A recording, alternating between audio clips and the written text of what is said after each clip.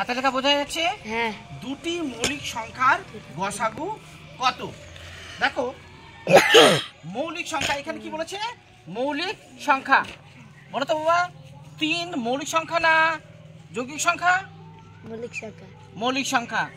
3-এর পরে কত মৌলিক সংখ্যা? 5। গুড। 5-এর পরে 7। 7 হচ্ছে মৌলিক সংখ্যা। দেখো দুটি মৌলিক সংখ্যার গসাগু কত? দেখো দুটি মৌলিক সংখ্যার গসাগু কিন্তু সবসময় একই হবে, ঠিক আছে? দুটি মৌলিক সংখ্যার গসাগু সবসময় এক হবে। তাহলে উত্তর আমরা কি লিখব? উত্তর যদি সংক্ষেপে লিখি তাহলে গসাগু কত প্রশ্নের মতো করে লিখে দিই, দুটি মৌলিক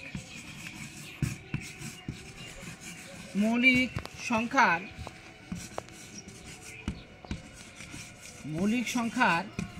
গসাগু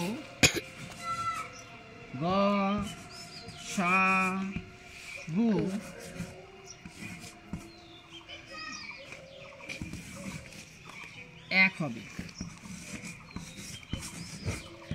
হবে। দুটি মৌলিক সংখ্যার গসাগু কত?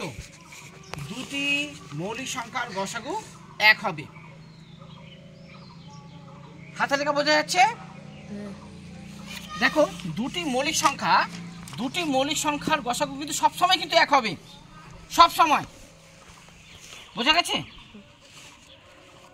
বন্ধ করবো।